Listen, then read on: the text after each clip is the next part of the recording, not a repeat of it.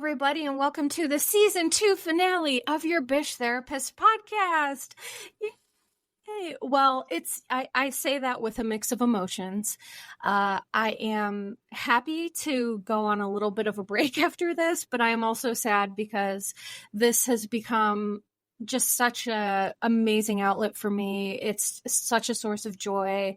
I love talking to you all. I appreciate you all so much.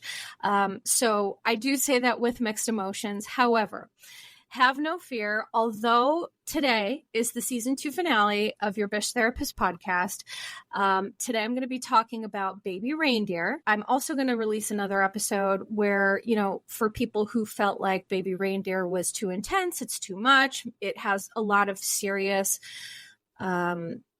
content to it and concepts. So I'm also going to be releasing another episode of just a thank you. Thank you to you all, explaining a little bit about, why I take my breaks, because a lot of you have been with me since the beginning, but my listenership has grown so much over the past few months.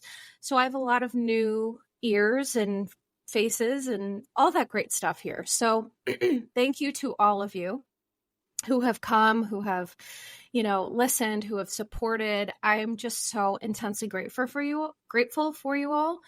And so, either way, whether you want to hear this intense episode about Baby Reindeer, if you don't, there's going to be another episode to listen to. So you'll get 2 episodes of Your Bish today, for, until I come back for season 3. So just, a little bit of a reminder, I am going to be posting episodes on my break to Spreaker Supporters Club. So Spreaker Supporters Club, it's kind of like a Patreon, but it's with Spreaker.com.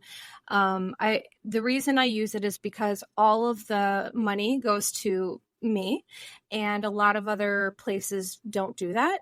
So I am in the process of figuring out, does Spreaker Supporters Club work well for people, or should I just go to Patreon? So honestly, this is going to be a test to see kind of where I go. I really enjoy building this community. I think that, I'm so grateful for you all, and I care about, what you think and what you have to say. And, you're so important to me. I do want to make this more of a community experience. And what I like about Patreon is, there can be chats, there can be groups.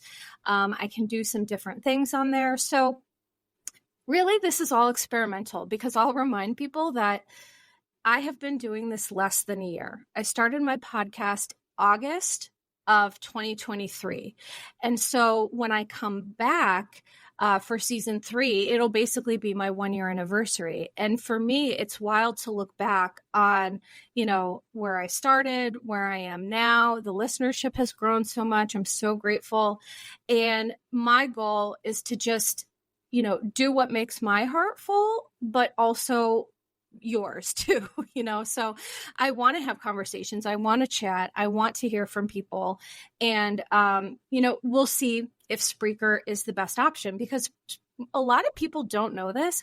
You can comment on episodes on Spreaker. I've had someone do that. So thank you to the person who has done that. Only one so far. But I will be posting episodes while I am on my break. And, for the Spreaker Supporters Club, but I will be posting those episodes publicly for free as well once I come back, because I always want to make my content available, to everybody.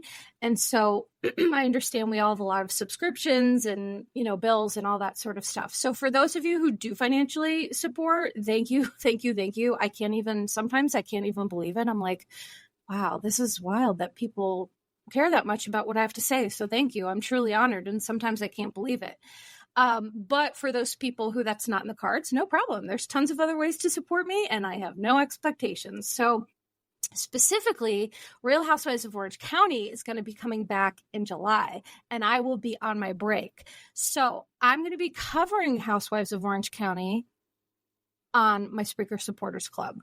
I may, because it's going to be while I'm taking a break, it'll probably be maybe one episode a week. I'm not exactly sure.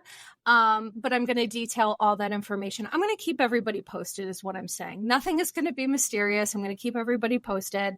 So I just wanted to explain a little bit of that. But let me please get to Baby Reindeer without further ado, because there is so much information that, to be honest, people really wanted me to cover it.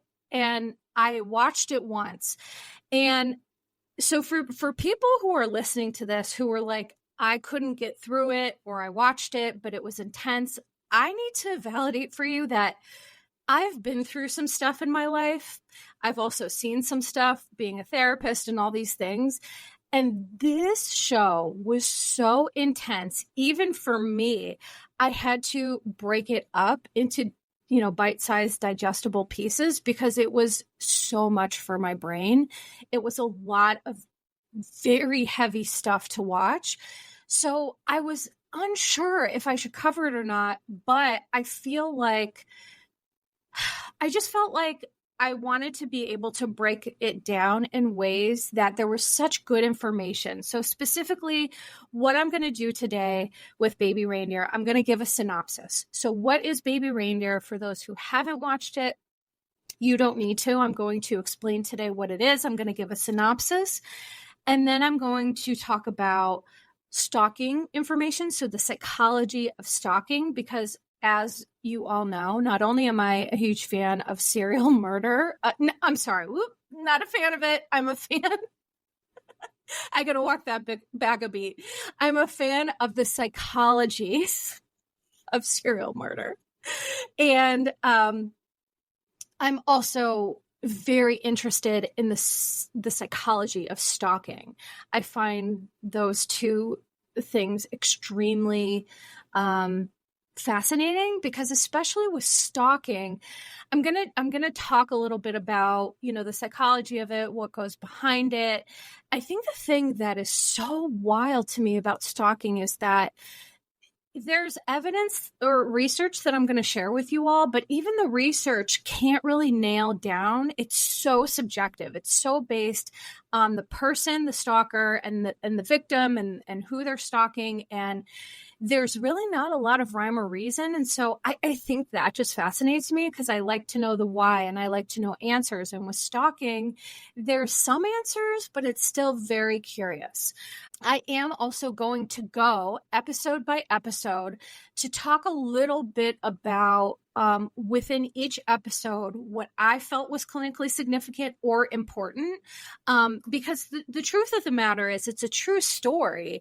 However, the person who wrote it and performed it, his name is Richard Gadd. He even said, that it's all borrowed from instances that happened to me and real people I met. Of course, you can't do the exact truth for legal and artistic reasons, certain protections. We're very aware of some characters are vulnerable people. So I'm not going to recap every single episode, because that would be wild. This would be a 4-hour podcast. It's just too much information. And some of it isn't even accurate, but I'm going to take some of the important clinical concepts from the episodes. I'm going to talk about examples of, so this is a great example of, what happens with stalking, or this is a good example of grooming. Because in my opinion, while this was very dark, it was a very, very good explanation of grooming as adults, because I've always said adults can be groomed, and this is a very good example of how that happens.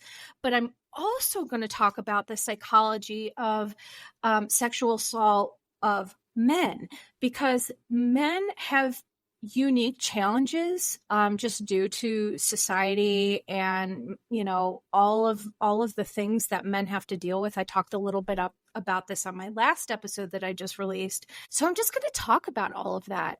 And obviously I'm going to start out with a trigger warning. Those of you who have listened to me for a long time know that I am going to discuss this with complete respect, psychoeducation and empathy and just lots of love. However, if you are a survivor and this is just too triggering for you, please don't listen. Please honor whatever your gut is. Whatever your gut tells you about what's right for you, please do that. Because I think I just say that as someone who, I have to tell myself that too. Even though I may be psychologically interested in something, or sometimes people will want me to cover things that for personal reasons is too triggering, it's too hard. And so I listen to that. I have to honor that. We can't be all things to all people. So I appreciate if you like me and you support me, great. You can listen to the other episodes. So I just wanted to say that outright because today, so the trigger warning is we are going to talk about sexual assault with males, grooming, sexual assault as an adult, and, sexual assault with men and boys. I'm also going to be talking about stalking. I'm going to be talking about the psychology of that. I'm going to be talking about some heavy concepts in terms of physiological arousal when it comes to sexual assault, because I really want people to understand, survivors, that it is not your fault. It is not your fault. I will say this 100 million times. People who are predators, I've said this now a couple of times, people who are predators are better at being predators than you are at protecting yourself. So I just want people to know, listening to this, is that if you are a survivor, you are not alone. It is not your fault. I hope to be able to talk about some concepts that will be helpful, but, listener discretion is advised, of course. This is probably one of the more intense episodes that I'm going or have ever done. So let's get into it. Baby Reindeer. Also, I have listeners in Scotland, and a couple of them have DM'd me, so I apologize in advance for my very awful Scottish brogue. I adore it so much.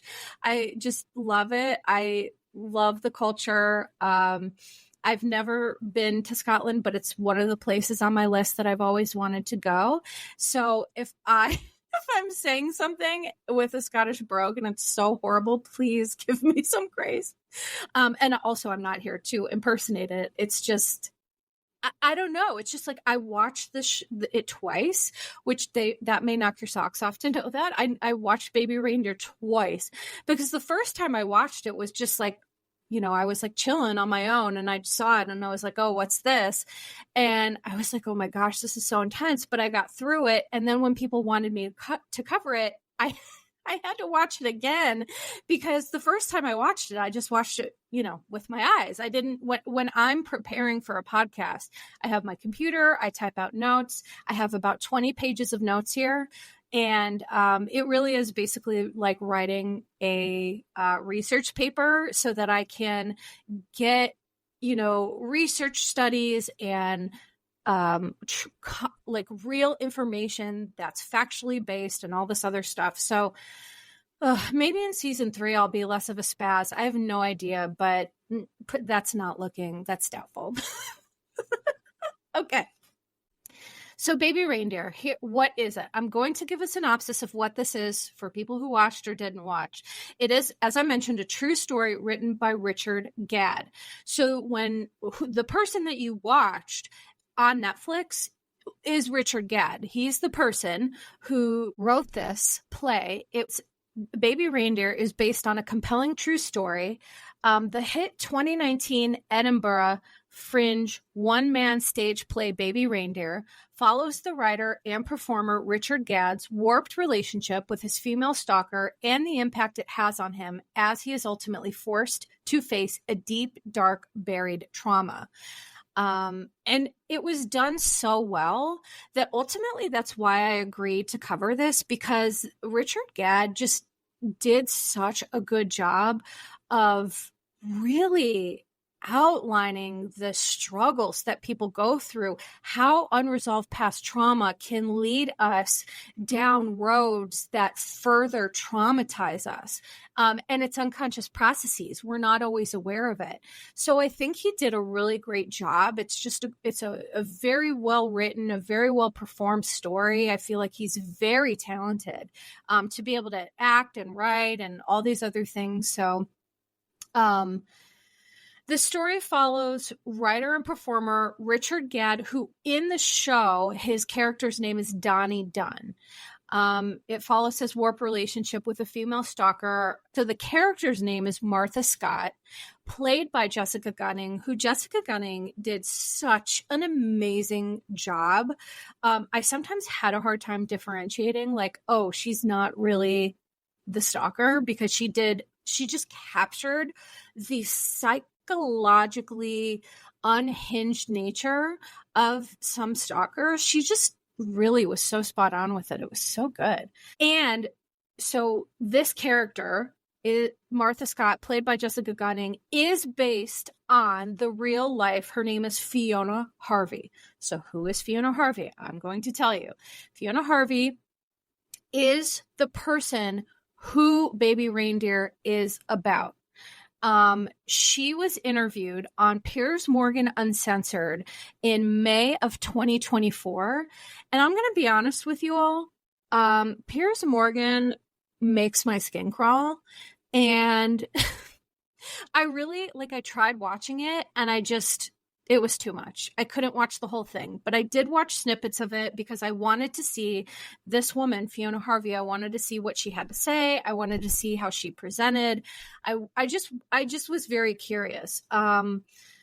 So I guess the situation with Fiona Harvey is that she categorically denied everything except for that she did meet Richard Gadd at the Holly Arms, and she may have sent him a few emails.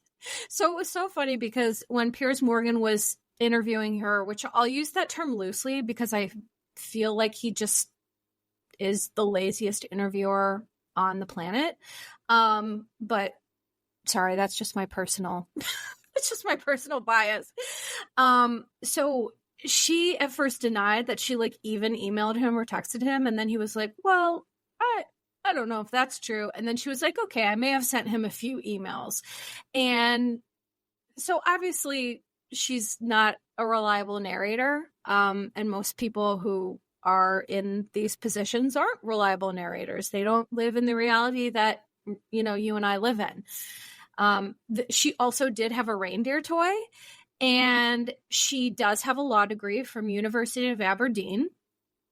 And so that was kind of what I was able to gather from just the little bit of the interview that I did watch. I thought it was very interesting. There were a couple things that I did notice from the interview that I thought were interesting. And by the way, you can just Google it. If you're looking for how to find it, I just Googled. Here's what I found interesting. People who lie or have a tenuous relationship with the truth. I'm very well acquainted with that. I grew up with that. And so I know how to spot that. And people who lie add in very strange, specific details, always, every time.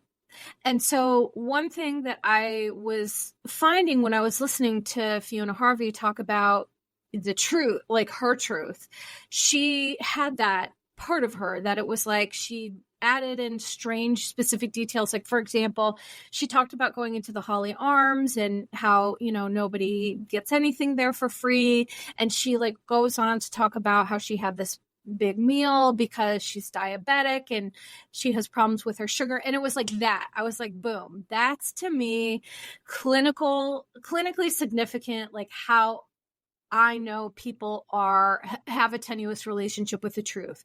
She may have diabetes and she may whatever, but it's just being able to spot those oddly strange, specific details of things that here's the thing. It's meant to distract.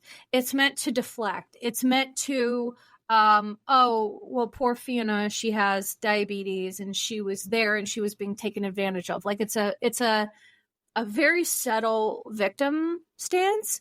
And so I just wanted to point that out. And the other thing that I noticed is Fiona Harvey, when asked about Richard Gadd, she called him a homosexual when asked if he had a girlfriend. And the way that she said it was so icky. It told me everything I needed to know about her. She said it in a weaponizing way. She said it in a gross way, because I think that she, she has her own stuff with Richard, and she seems real mad that he's talking about her and telling his truth. And here's the one thing that I'll say is that when survivors tell their story, the people who are perpetrators are going to get mad about that. They're going to get mad, because that's just how it is. Like a perpetrator is going to be like, how dare you tell everybody about exactly what I did to you? Like, how dare? And so I just think that, obviously, as Richard said, some of this was for artistic reasons and legal reasons. Some of it was, it's not all exactly accurate, but I think the nuts and the bolts of this to me are, I see what's happening here. So I'm not going to talk much about Fiona Harvey, except for the fact that she's claiming that this is alleged. She's claiming that she did not engage in any of this behavior. She also was never charged with a crime or never served time, despite the movie claiming that she was convicted of crime. She didn't. And she is accusing Richard and Netflix of defamation and said she was taking legal issues. And then she said she never watched it. I died. I was like, wait a second. So you're so mad. You're so mad about a show depicting you, but you never watched it? That's wild, dude. It is wild.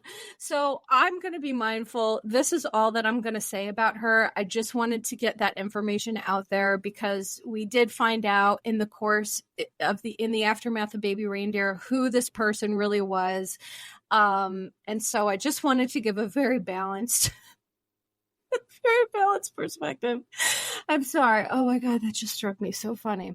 The main characters in the show, so Donnie Dunn, as I mentioned, is played by Richard Gadd, Martha Scott, played by Jessica Gunning, and Terry, who is Donnie's love interest, played by Nava Mao, Navamau. She plays an American therapist, and she is a transgender woman and has played transgender characters in most productions that she's worked on. And the reason why this character is so important is because the relationship that Donnie has with Terry, it shows his internalized shame and self-hatred due to confusion around his sexual orientation, and his history of sexual abuse. So I felt like that character was so important. And also I love that Terry is played by a trans woman. I think that is amazing. And by the way, Nava, I'm so sorry. I looked up how to pronounce it and now I'm forgetting it. I get nervous and I swear this happens to me all the time. People who listen to this are like, there she goes again. So I'm so sorry. But the person who played Terry is just so good. And I just loved every bit of that piece of it. Let me get into a little bit of the psychology of stalking. And then after this, I'm going to talk a little bit about, like in each episode, some good examples. So the legal definition of stalking, it varies by state. And of course it varies by country. In Scotland, it's going to be a different scenario than I live in the United States. But I have a lot of listeners, by the way. I have a ton of you from all around the world, which, wow, but thank you. And I'm going to read off like where people listen to me from on the other episode that I'm doing, because sometimes it really knocks my socks off. If you're an international listener, thank you. Let me know because I'm so grateful. But here in the United States, the Department of Justice defines stalking as a course of conduct directed at a specific person that would cause a reasonable person to fear for his or her safety or the safety of others, or suffer substantial emotional distress. So the main problem with stalking is that there is such gray area to it that sometimes legally there's a lot of loopholes that people who are adept at stalking can get through. If they've done this enough, that they're practiced enough, they know how to do it, there are loopholes.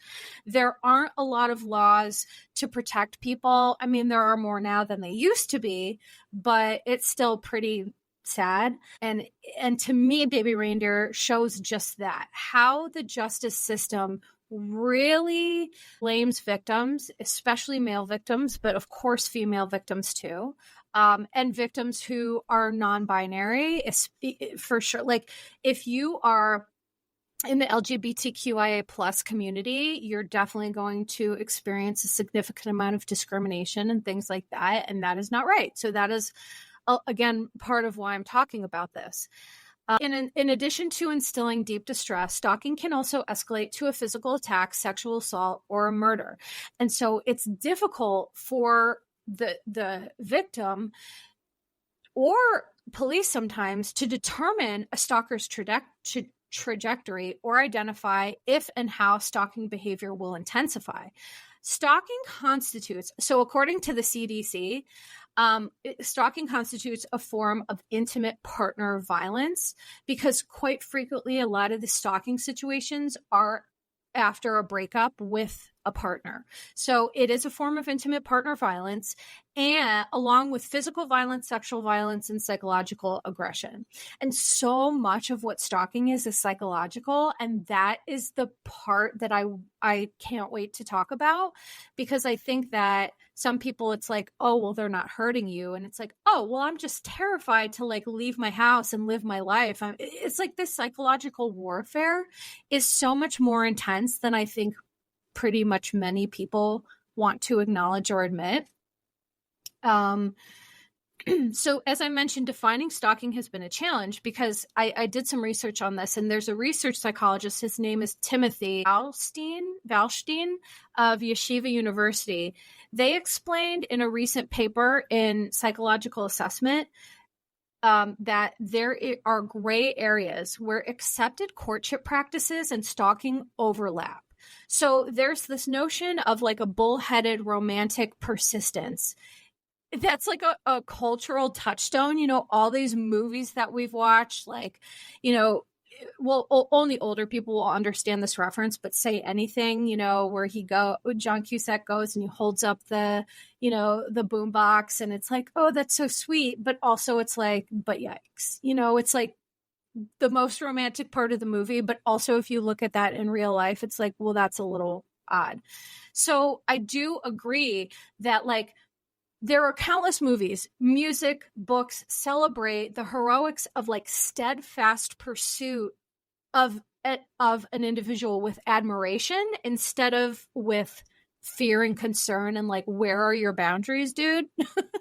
And then there's a sociologist who's at the University of California, Andrea Becker, who found evidence in our culture that stalking is normalized, minimized, and romanticized.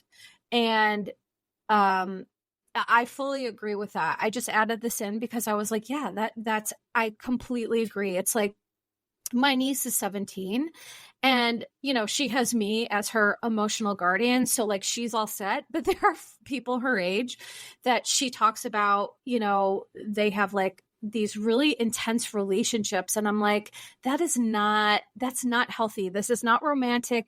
Should not be romanticized. This is behavior that is concerning. And so fortunately, my niece has her head on straight when it comes to relationships and dating. And again, I'm her emotional guardian. I love her to pieces and I'm grateful to be here. But there is this kind of odd thought of like, well, it's flattering. Right? It's flattering.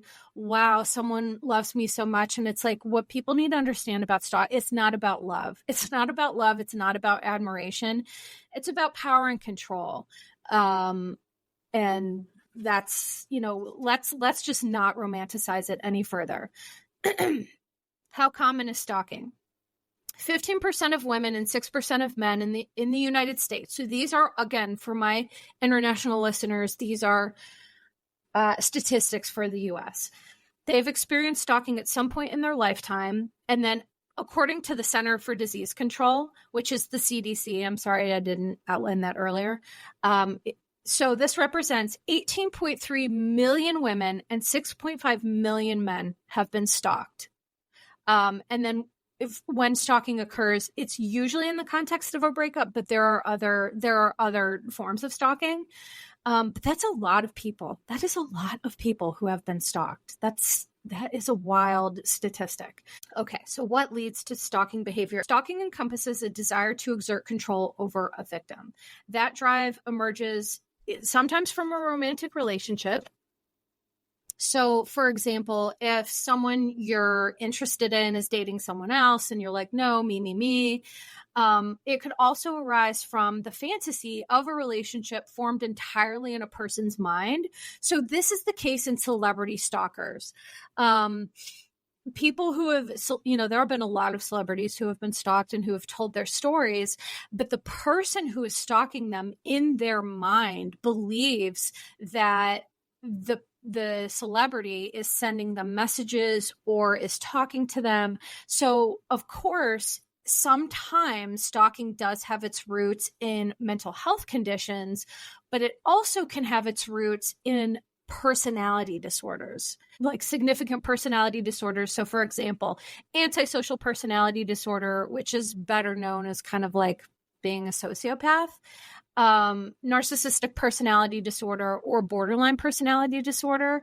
And so the thing is, like, borderline personality disorder is prominent in female stalkers. However, I have a real issue with the whole, women often get slapped with borderline diagnoses.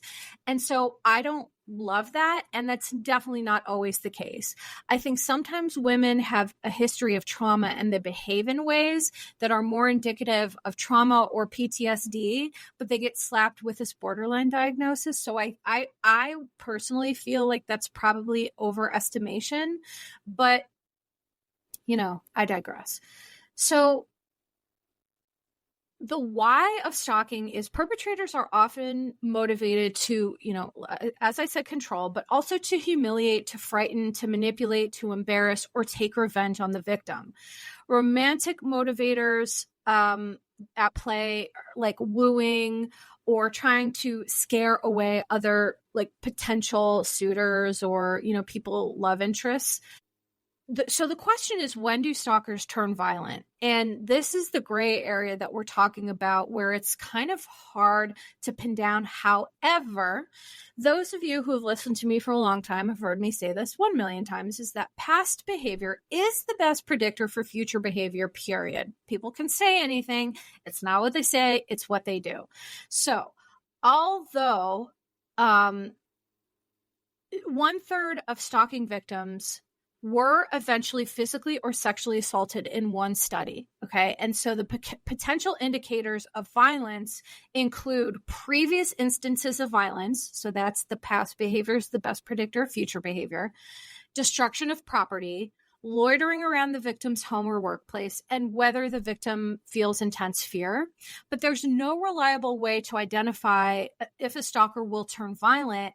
So it's important to take concerns very seriously, no matter what. And so this is what I want to mention to people. If you're struggling with this right now, document the stalker's activities and consider legal action, because what Baby Reindeer did highlight is when you ignore the behavior for whatever reason, and we'll talk about Richard's reasons for doing that, but when you ignore it, it can compound and compound and compound. And so you just want to make sure to document. Consider hiring a lawyer, consider seeking counsel, consider going to local law enforcement. But sometimes that can be not helpful, as we saw with Donnie, where it was like, oh, well, you're a man, so how could this be? Sometimes it's more gaslighting and things like that. But I just want to reiterate is that these behaviors that I'm talking about that are indicative of how it can escalate.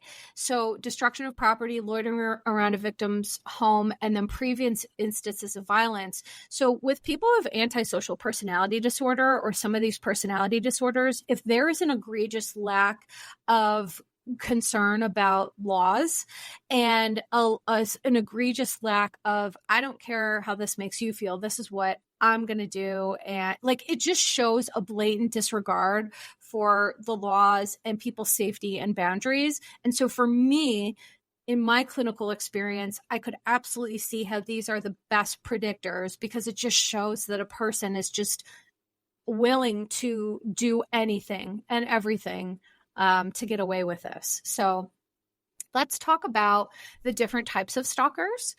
So the researchers continue to study this topic, but there's been a couple of categories of stalking. So the first is romantic. And this best statistic I found on that was that stalking a former partner accounts for 60% of stalkers. So 60% is romantic, intimate, stalking a former partner, things like that.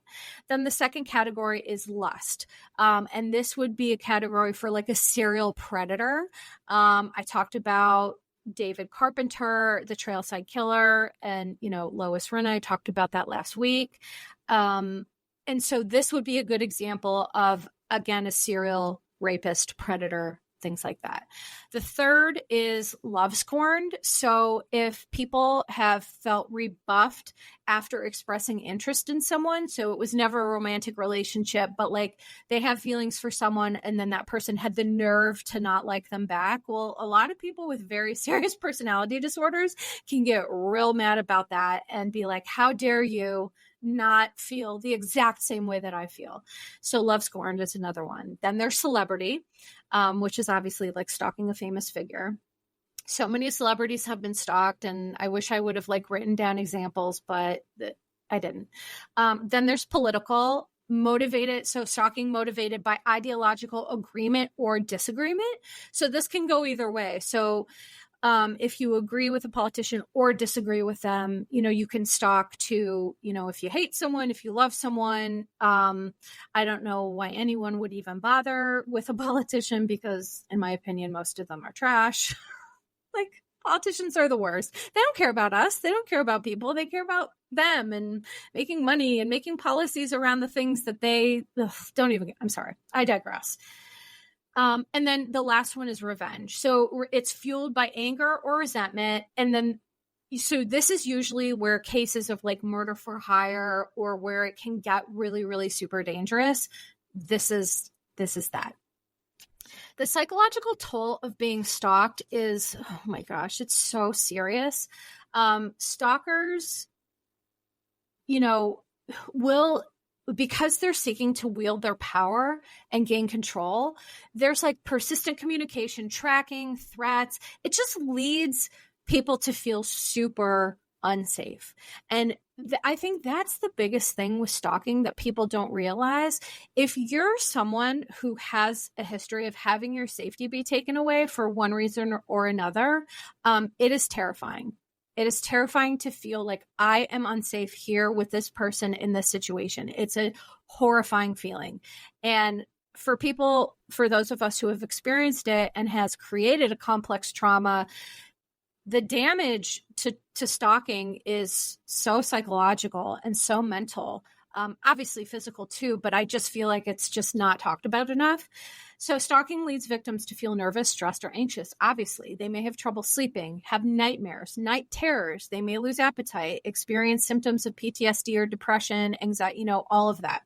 Research suggests that many women who have been stalked experience symptoms of depression and PTSD, such as hypervigilance, which is just like being super aware of your surroundings, but to the point where it's like you're harming your nervous system. Like you're so hyper aware, your brain, it's like a survival mechanism. Your brain is trying to anticipate things that you can't possibly anticipate. So what it does is it revs up your nervous system, and it creates this like smoldering, dysregulated nervous system. And those are the things that lead to this significant long-term mental health effects if it's not dealt with. And by the way, if any of you are listening to this and this is really resonating, you're not alone, but therapy can help, or just any sort of intervention can help. And this is where I will say, I understand therapy is not for everybody, but if you have been in a situation like this, you need help, or you need a guide to help you take off the blinders, see the things that you need to see, and to help you do the things that you need to do to get well for yourself. Like, I am a great therapist, but I can't heal from complex post-traumatic stress disorder on my own. I can't. I'm great at what I do, but I can't do that. And so I just say that because if you think I'm great and I can't do it, well, then just like be gentle on yourself, you know? So let's see here. The victims may also take measures to protect themselves that like fundamentally alter or interfere with the way that they would otherwise live their life. So like taking time away from work, school, changing jobs, moving away, changing your appearance, cutting your hair. Like, if you have to change your identity to get away from someone, that is a psychological mind F, if I'm being honest. So the emotional cost of stalking, as I mentioned, depression, post-traumatic stress disorder, sleep disorders. And again, people who have sleep disorders, they'll often be prescribed like sleep medication, but they don't feel safe taking it because they don't want to be like so out that if something happens, they can't, fight back. So it's really a tenuous situation. The two factors that seem to exact the greatest psychological toll on women facing a stalker are whether the pursuit is active. So if the stalker follows the person or shows up unexpectedly, that's one. And number two, aggression. So if the stalker threatens or commits violence toward the victim's property, or the victim's loved ones. And that is what we see in Baby Reindeer, how Martha Scott starts stalking his family, Donnie's family. And, the police says to her, or says to Donnie, well, she's technically not stalking you. She's stalking your family. And it's like, these are the loopholes that I'm talking about that are so ridiculous that it's like, oh my gosh, it's so frustrating. So I'm going to give you some statistics about male sexual assault before we get into the specifics of the Baby Reindeer, what we saw. So according to the NCBI, 13% of straight college men, 24% of gay undergraduate men, and 17% of bisexual undergraduate men have reported experiencing at least one type of sexual assault. That's a lot. I mean, that's a lot of people. And further, a lot of these studies are skewed lower because there are a lot of victims, male, female, non-binary, trans. There's a lot of people who don't want to come forward. And why wouldn't they want to come forward? Because they get gaslit and told that they're the problem or they're crazy. So in my opinion, these are low estimates. And I believe that there's just a lot more people out there who have not, who were not ready to speak their truth, which that's more than fair.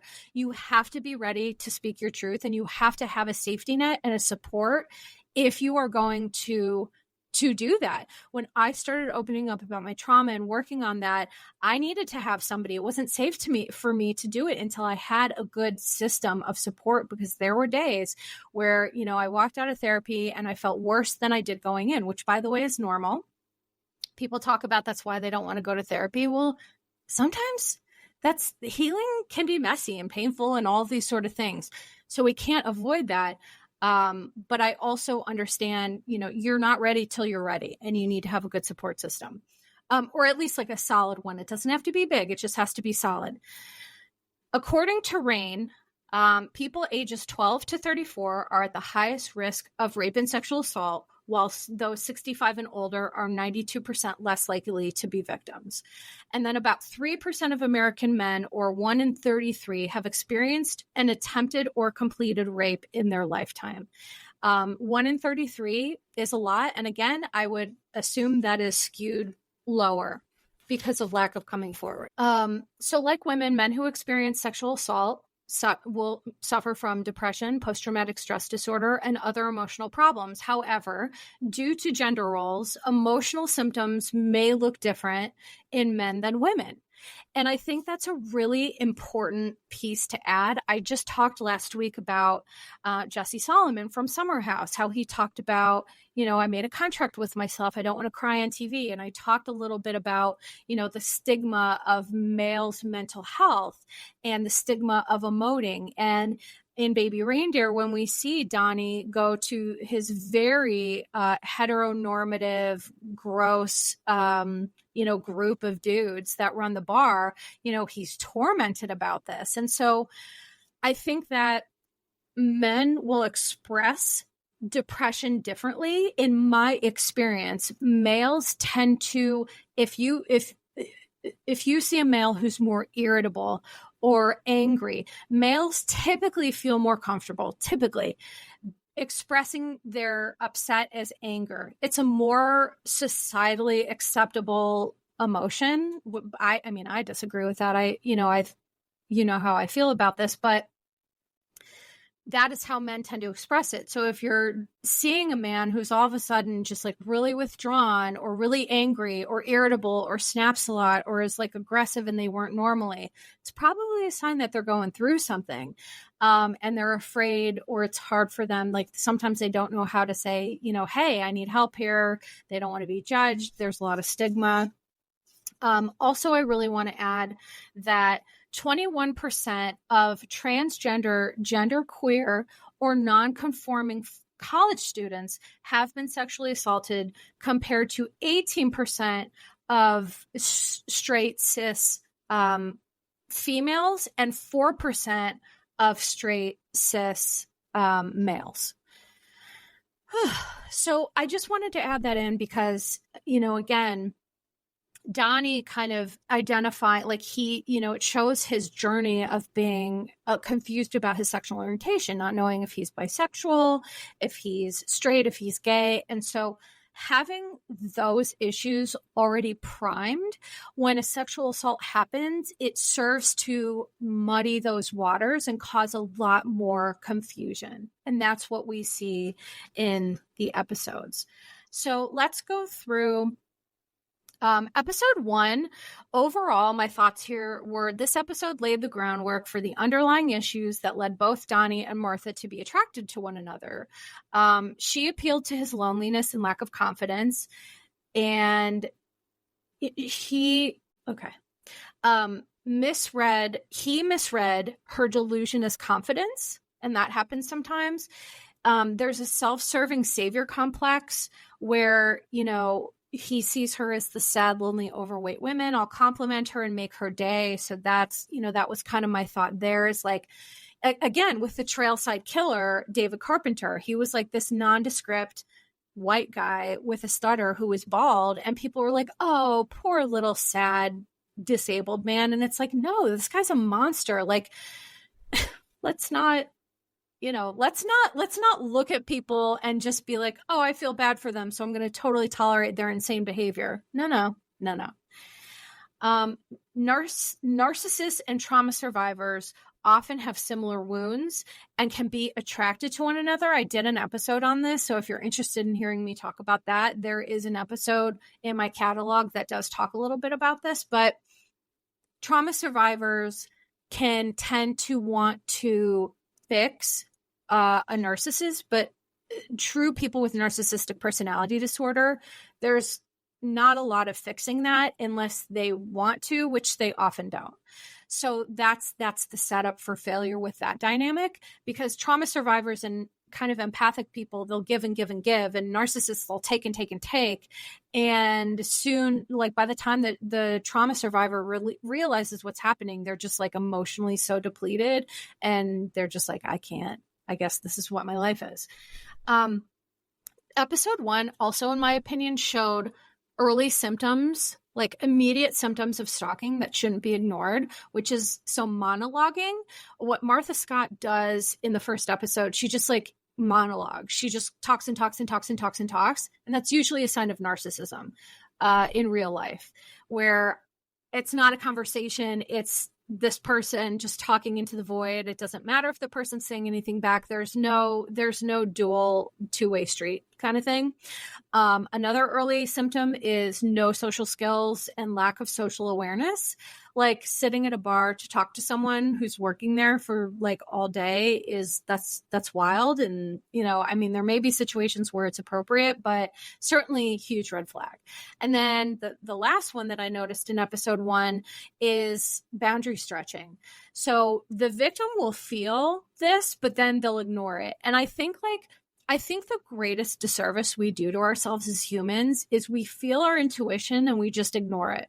Because a lot of people in their lives, especially if you're a trauma survivor, you've been gaslit, you've been made to believe that you're crazy, that you're wrong, all these things. So what happens is people feel intuition, but they ignore it or they go against it.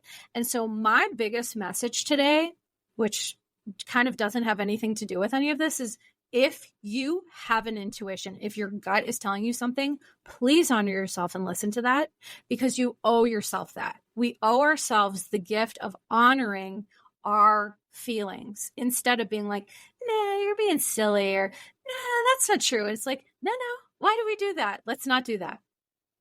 So in episode 2, we see Martha's behaviors escalate. She's jealous, she's possessive, she's verbally nasty when angry. Again, another huge red flag. If someone is getting angry and they're becoming verbally aggressive, that is a huge red flag. Incessant messages, inappropriate subject matter. Sometimes that's the thing too with these stalkers and psychological things like this. It's like not just boundary stretching, but in inappropriate ways, sexual undertones, things like that, because what they're doing is they're testing the victim's tolerance. And it's like they're incrementally stretching the boundaries so that when they eventually do something egregious, the boundary will already be so stretched that the person says, well, I'm in too deep now. This is fine. You can always change your mind. If you were like, okay, this person has stretched my boundaries and I've allowed it. Okay. All you can do is, change that, make the changes that you need to change, understanding that as you draw boundaries with unhealthy people, they're going to get angry and they're not going to like it. That's not a you problem. You still have to draw the boundaries that you have to draw. So in episode 2, when Donnie's confronted about why he's not reporting it by Terry, his girlfriend, he minimizes because he's still keeping secrets that he's not ready to deal with, which, I've already talked about. There's societal conditioning of men where he knew that nobody would take him seriously. He knew that. And in fact, a lot of predators, they will bank on the fact that victims won't be believed. There have been many serial murderers and rapists that have sincerely just gaslit their victims, but knowing that nothing would happen. And unfortunately, often they're right. But so in episode 2, what we see is Donnie's, his pattern of avoidance and hoping issues will go away, which eventually leads to a breakdown. Because sometimes for people who have had a lot of severe issues happen to them, sometimes we have to be pushed to the absolute brink to talk about the things that we need to talk about. But essentially what Donnie was doing is he was brushing stuff under the rug, and then soon the rug is up to the ceiling, and then it's like an explosion. Let's see here. So there's something important that happens in episode 2. Terry is talking to Donnie about how she thinks that he's enjoying this. And, she's right. There are parts of this that are feeding Donnie's ego initially, but there's a scene where he runs into Martha and she sexually assaults him. Like they're standing on a bridge and she sexually assaults him. And so to me, this displays how toxic unresolved shame can be for men. But number 2, the thing that it emphasizes is that Donnie says, why did I freeze?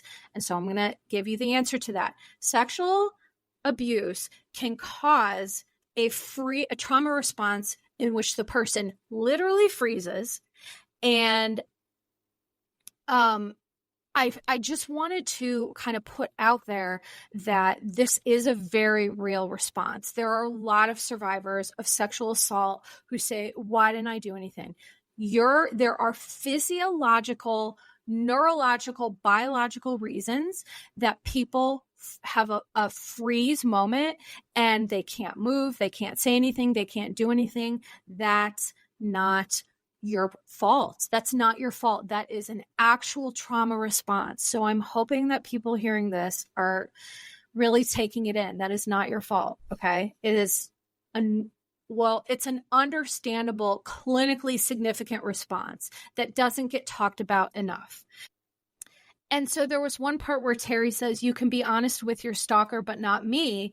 And I just thought it was interesting, an interesting example of how true intimacy and vulnerability can be scary to people with unresolved trauma. And so this dysfunctional relationship that Donnie has with Martha, and he's pushing Terry away, the person who loves him, and he loves her, and they're great together. It shows how sometimes when we're not attending to ourselves, we act out these patterns that eventually, that just do not serve us. But in the moment, it's really hard. So episode 3, what we see is an escalation of wildly inappropriate ways when Martha's rejected, egregious boundary violations. So at this point, she's sitting outside at the bus stop all day, spirals to concerning levels, which re-engages his empathy and desire to help. So overall, what we see here is shame building, getting in deeper and deeper, feeling more desperate, getting sucked back into the dysfunction so that Donnie can avoid his stuff, right? There's a purpose to this. And sometimes stalkers, by the way, they have like a disconnect with reality. So it leads to like self-harm or suicidal threats when broken up with. And unfortunately, sometimes those behaviors can be used to manipulate. And that's what we saw in episode 3. Let's see here. This shows how, lying, denying, minimizing, and hiding never leads to anything good, and eventually can lead to a point like just like an explosion. Okay, so the comedy show, let's get to that. So the comedy show displays, to me, here's the thing. I am a huge stand-up comedy junkie. I am obsessed with stand-up comedy. I'm obsessed with people. Like, I just love people who are at the top of their game, who are doing stuff super well. I just saw Tom Segura. He's one of my absolute most favorite comedians. I've recently, for those of you who listen, who know who Tammy Pescatelli is, I've recently connected with her over social media. I'm working on getting her on the podcast. So, but the thing that I love about comedy, and I feel like why I'm so drawn to it, is Baby Reindeer and Donnie's, his going into comedy. It shows the dark side of it, how hiding our deepest pain, can lead us to these coping skills that maybe aren't always super healthy, but, using comedy to kind of minimize and ignore your stuff, to use humor around it, and to gain the love and acceptance that you're looking for from the audience. And there's something I wanted to talk about here, which is DiClemente and Prochaska. They have something called the stages of change. And so the reason why I want to talk about this is, as I mentioned, we have to be ready to deal with whatever it is in our life that we have to deal with. And so there's stages of readiness. The first one is pre-contemplation, which is denial.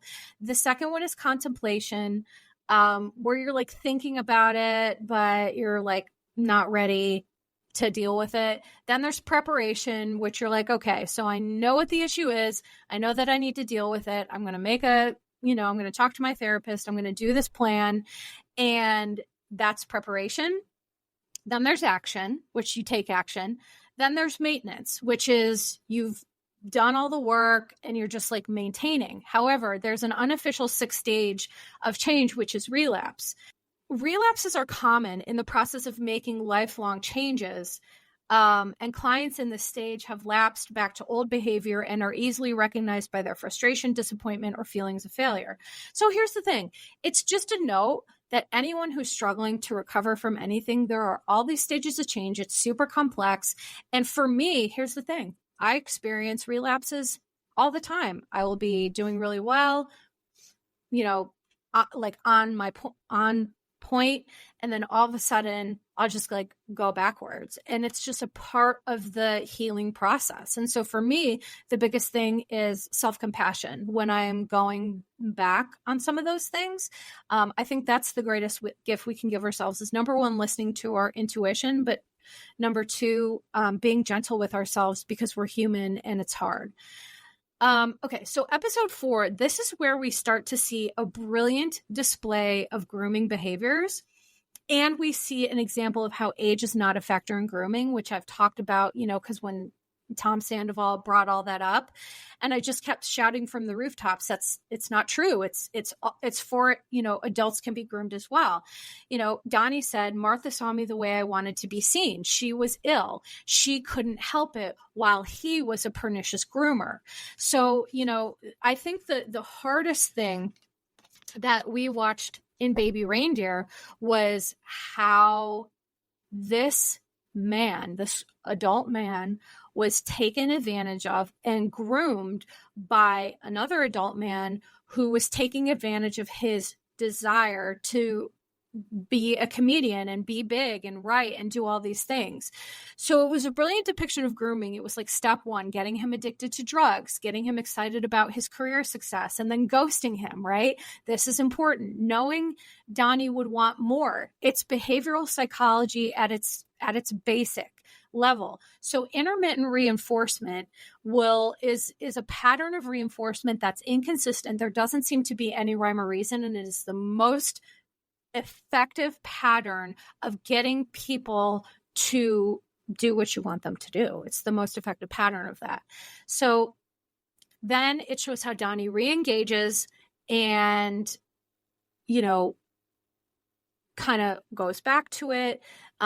The person in the show who was doing this to him incrementally exposed him to more and more unsafe acting out behaviors and drugs. So this is what I talked about, the boundary stretching.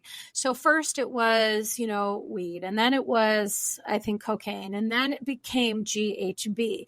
So this is how predators do it. They stretch and they stretch and they stretch, and soon you don't even know yourself. And then that's how they get you. That's how they pounce.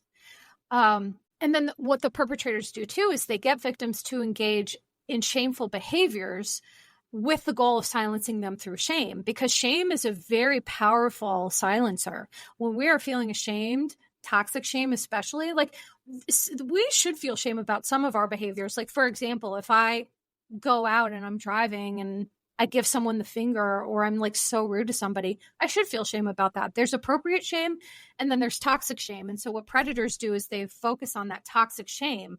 So he knows what Donnie's how he's going to gaslight himself. And he's just like rolling out the carpet to be like, well, I'm going to start this process now. It's wild. So there's also this person in the show, which I feel like I don't even like want to talk about the character's name. That's why I keep not mentioning it, because I just feel like, I don't know, it was like such a gross situation. But harming victims so that they can comfort them and then take advantage, it's kind of like a cycle that leads to like a Stockholm syndrome of sorts. And Donnie says, and I still went back. And so this is done purposely to make people feel complicit in their abuse. But there are reasons why Donnie went back. The reasons were, well, yes, he's doing all this to me, but maybe my career will take off. Maybe I can sacrifice myself one more time to just get to where I want to be. And as I mentioned, predators are good at what they do. They're built different. Their brains are built different. Donnie said, I felt like I was shrinking again as soon as I got a taste of it. And what I wrote here is that predators are good at taking advantage of this vulnerability. And again, it was a brilliant depiction of male sexual assault, how sexual assault impacts sense of safety, intimacy, ability to engage sexually with others. For men, this is far more taboo and led Donnie to push away his ex rather than tell her the truth. We saw how this happened. He couldn't get an erection. He couldn't engage with her sexually. He felt shame and, all because he was violated over and over and over again. So it's understandable, but it just like completely shut him down. Sexual assault can lead to sexual confusion about sexual identity. He said, I felt like I was going through puberty all over again. So here's the important thing for me to note on this. Sexual assault is in no way related to sexual orientation of the perpetrator or the survivor. And a person's sexual orientation can't be caused by sexual abuse or assault. It can't. But some men and boys have questions about their sexuality after surviving an assault or abuse, which is part of the process. That's understandable. It does happen. And so I just want to be clear about that, that piece of it. The other thing that it showed in Baby Reindeer that I thought was really important is how having a history of assault or abuse can lead to sexual acting out behaviors, such as reckless sex. It showed Donnie having reckless sex with all genders, putting himself in dangerous situations. That is very common after sexual abuse. It can create like a hyper arousal, a need, like your body just kind of takes over and you start engaging in these behaviors again. It's a part of the trauma that can be addressed once people are ready to say, I'm ready to deal with this. So it also showed to me how dangerous heteronormative approval can be for some men. It's like the scene with him and the guys from the bar, it's just like so frustrating to me how there's this like heteronormative, like toxic view of men. And, again, I've talked a lot about this, but I'm not a subscriber to that. Okay. Now let's go to episode 5. So Donnie goes to the police station where the police say the threat of a man is more physical. And they gaslight him saying, hopefully she'll just go away. And then, she did go away, and then it panicked him because he missed like the distraction of the stalker. So it does, which led to more acting out behaviors and sexual confusion and things like that. And so that was a really interesting for me part of the process to watch, because this is very, to me, indicative of what happens in real life. And then episode 6, we see Martha starting to stalk his parents, even though she denies that she didn't do this in real life. And so eventually what we see, which is to me the absolute best part of Baby Reindeer, the performance of Donnie and Richard Gadd, because he really did perform this, where he snapped, but snapping allowed him to finally be able to say, this is what happened to me. I won't be silent anymore. And then getting through becoming your authentic self. Like, that's the irony here, is a lot of survivors, myself included, I always thought, well, if I say something, it'll be harder. But once you do speak up, it's such a freeing feeling. I cannot even express it to you. So if there's people listening to this and you're like, resonating with this, you haven't been ready to be open about it. It's literally like, I felt like an eagle. I feel like an eagle, just like free as a bird, literally and figuratively. And so that's the irony, is that we have so much fear about what's going to happen when we open our mouths and tell our truth, but it really is a beautifully freeing process. And so that's what I've experienced in real life. I've experienced that with clients in therapy. And that's kind of what we see here in this last episode. He said, I feared judgment my entire life. That's why I wanted to be famous, because when you're famous, that's what people see, not the real person. I was so naive. I fell for grooming. It's wrong, but you keep going back. Is my lust for success so high and my self-esteem so low that I'll go back to his house and let him abuse me for fame? My confidence is so low, I let this mad bitch into my life. I know she was growing attached, but went along with it to satisfy my own need for attention. I've been running away my entire life. I'm going to stop running now. I just don't have the legs for it. And so the beauty for me of what happens after this episode is, to me, it was a great depiction of what does happen when you free yourself, when you unburden yourself. Is he's talked about glimmers. I love this so much. Glimmers are the opposite of triggers. Glimmers are moments, and I've had so many of them as of late, moments where you're sitting outside and you're listening to nature, or you're doing something and you just feel authentic sense of joy and peace that, again, for a lot of trauma survivors, many haven't felt that, whether it be ever or not a lot. But for me, the glimmers are the most amazing thing about healing that I encourage everyone. Like, it's worth the pain of going through recovery to get to the glimmers, because they, like, the other day, I'll just say I was sitting outside in my backyard. I live in the mountains. I have a gorgeous backyard. I'm so lucky. I'm so grateful. And I'm listening to literally a nature soundtrack, the birds, and there was an owl, and there's frogs and all these things. And I just felt this sense of absolute peace and joy that I can't say I had felt a lot in my life up until this point. And so it's just like an amazing thing. And it's also a good example of how healing isn't linear, right? We can feel these glimmers, and then next week I can kind of go backwards a little bit. That's okay. It's healing isn't linear, and it looks a lot like burp, burp, burp, burp, burp, burp, up and down. I'm sure that sound effect was very helpful to people listening to this.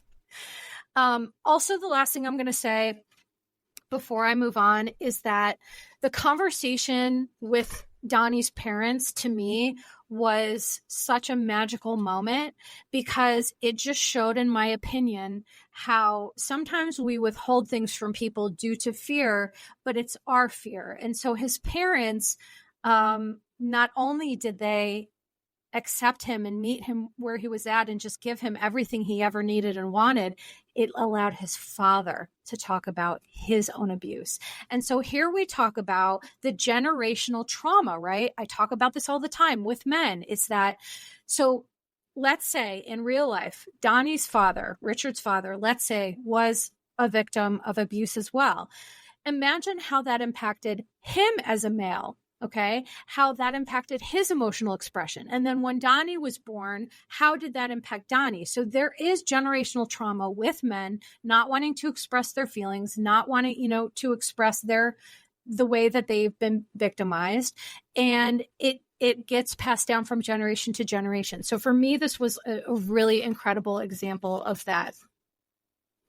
Okay, so now the last thing I'm going to do, because holy moly, this is a long episode. I'm going to give some resources, and I'm going to talk about a couple of other things before I wrap up and give resources. So as I mentioned, men and boys can face additional challenges due to stereotypes about men and masculinity. So adults tend to feel shame or self-doubt, believing that they should have been, quote unquote, strong enough to fight off the perpetrator. And many men experience, like, if men experienced an erection or ejaculation during an assault, it definitely leads to confusion about what this means. I just want to be super clear about that. This is something that is for men, women, non-binary folks, trans folks. It doesn't matter who you are. If you are assaulted and you have a physiological response to it, it is mentally such a mind F. But I want people to know that these are normal physiological responses and do not in any way imply that you wanted, invited, or enjoyed the assault. Full stop. Okay? And as I mentioned, men who were sexually abused as boys or teens may respond differently than men who were sexually assaulted as adults. So some of the common experience shared by men and boys, I just want to outline this: anxiety, depression, PTSD, flashbacks, and eating disorders. And why eating disorders? Typically, eating disorders are not very prevalent in men. It's a low statistic. However, eating disorders are about control. And when your body has literally been forcibly assaulted and that's not within your control, sometimes people look at food and they say, well, I can't control what happened to my body, but I can control what I put in it. And that's how eating disorders happen. Avoiding people or places that remind you of the assault, obviously, concerns or questions about sexual orientation, fear of the worst happening and having a sense of like a shortened future, feeling like less of a man or that you no longer have control over your own body, hence the eating disorder. Feeling on edge, being unable to relax, difficulty sleeping, sense of blame or shame over not being able to stop the assault, especially if there was a physiological response, withdrawal from the relationships or friendships, and an increased sense of isolation. And that's what we saw with Donnie, is that Keely, his girlfriend at the time of the sexual assault, he didn't know how to tell her.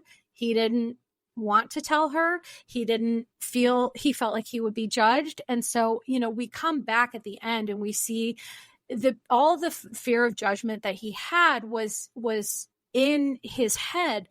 But unfortunately, there are very real situations where people tell people what happened and they don't get a loving, supportive reaction, which that's not your fault either. That's a them problem. Okay, so what else do I need to talk about here? Okay, so I want to start to give some resources. There is a website called 1 in 6, where you can find answers to some questions that you might have about telling a partner. It's at 1in6.com. So there's a helpline, and 1 in 6 has partnered with RAIN to offer 24/7 helpline for men, their loved ones, and service providers who are seeking immediate information and resources related to sexual assault or abuse. You can visit RAIN.org, so online.rain, RAINN.org, to chat anonymously and confidentially with a RAIN support specialist who is trained to help. You can also contact the National Sexual Assault Hotline, 800-656-HOPE, which is 4763, to be connected to a trained staff member from a local sexual assault service provider in your area. Also, I would strongly urge people to consider therapy or other mental health support.